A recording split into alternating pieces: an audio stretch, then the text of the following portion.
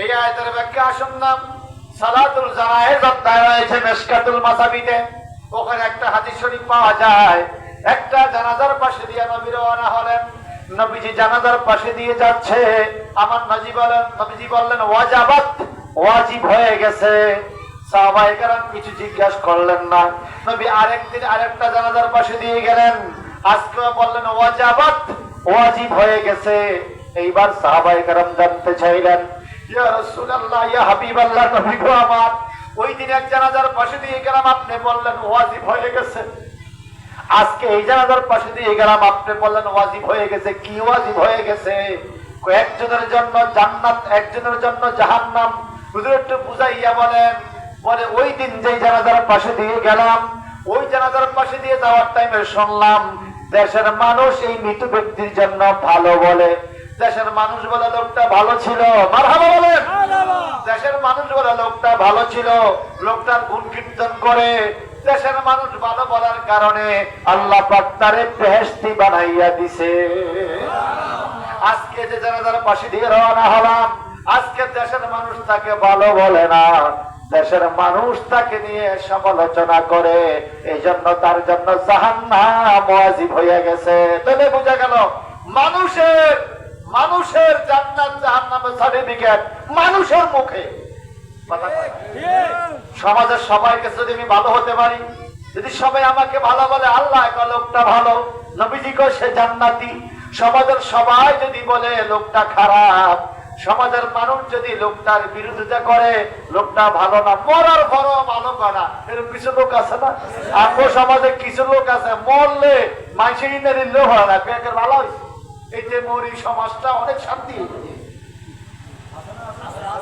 হায় হায় হায় হায় হায়, পরের জায়গা পরের জমি, পরের জায়গা পরের জমি, ঘর বানায় আমি রই, আমি তো সেই ঘরের মালিক নই, আমি তো সেই ঘরের মালিক নই। এই কথাটা আসলে বাস্তব, ঠিক কিনা? আমি হিসেব করে দেখছি জায়গা জমি কত বাড়াবাড়ি করেন। একজন মানুষ নিজের নামে জায়গা কয়দিন বুক করে? আমি ছোট্ট একটা উদাহরণ দিই। ধরুন আপনার গড়ে বয়স 60 বছর, কয় বছর? 60 বছর যখন বাবার বয়স হয়, ছেলের বয়স কমপক্ষে ধরেন 35 বছর, যদি 25 বছর, ছেলের বয়স 35। ছেলের বয়স 35 হওয়ার পরে না বাপে ছেলের জায়গা দেয়, কথা কয় না? বাপে 60 বছরে মরার পরে না আমি মালিক হয়েছি। কারণ আমার বয়স 35, বাপে 60 বছরে মারা গেছে, এখন আমি মালিক হয়েছি, ঠিক কিনা? আমার আবার বয়স 60 বছর হওয়ার আগে আমার পুত্র আবার 30-35 হইতে আছে, কথা কয় না? আমার বয়স 35 পর্যন্ত আমি যেই জায়গা পাবো ভোগ করছে বাপে, আমি 35 থেকে 60 পর্যন্ত 20-25 বছর ভোগ করলাম, এরপরে ভোগ করবো আমার পুত্রে, কথা কয় না? এই 20-25 বছরের জন্য কে কার মাথা ফাড়াইব, কে কার জায়গা দখল করবো, কে কার মারব? আল্লাহর ভয় নাই, আল্লাহর ভয় নাই, রসুলের ভয় নাই, রসুলের প্রেম নাই, রসুলের মোহাম্মত নাই, মরণের কথা স্মরণ নাই, মৃত্যুর কথা স্মরণ নাই।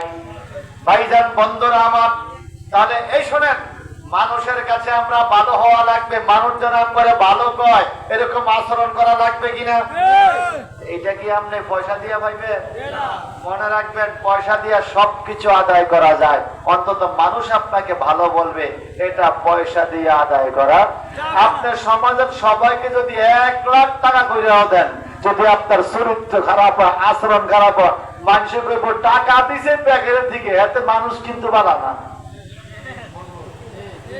সবাই টাকা দিছে কিন্তু মানুষ এটা বল, কারণ একজনের মন থেকে কিন্তু কথা আসতে হবে।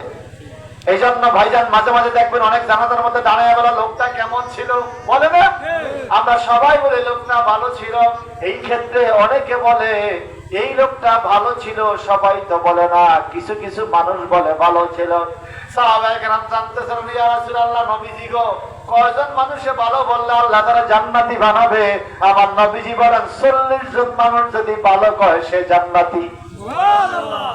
হুজুর হুজুর 40 জন যদি না কয় তারপরে 30 জন কইলো জান্নাতি। হুজুর 30 জন যদি না কয় তারপরে নবীজির হাদিস 10 20 জন কইলো জান্নাতি। 20 জন যদি না কয় 10 জন কইলো জান্নাতি। 10 জন যদি না কয় 3 জন লোকেও যদি কয় লোকটা ভালো সে জান্নাতি। তবে কোন 3 জন লোকে ভালো বলতে হবে? যেই লোকে সিগার চুরি করে তার লগের 3 জন যদি কয় আর লগে ছোটা বালাসোর আছিল,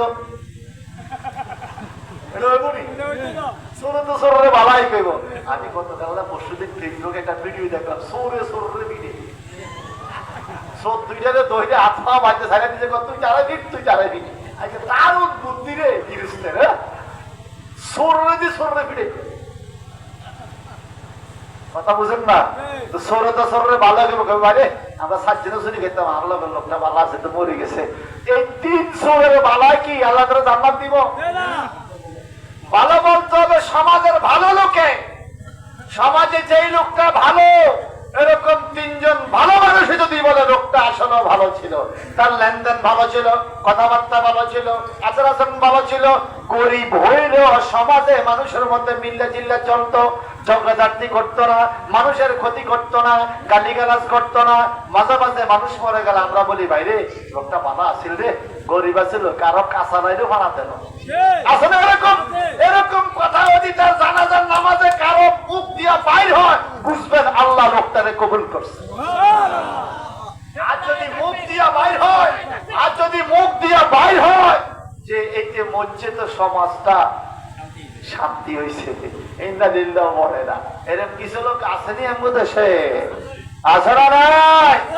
এক পাও গেছে গা ঘুরে এর বড় বিচার করে পয়সা খায়, এক পাও এক ঠ্যাং গেছে গা কবরে এর বড় পাট ফারি সিটারি কমে না।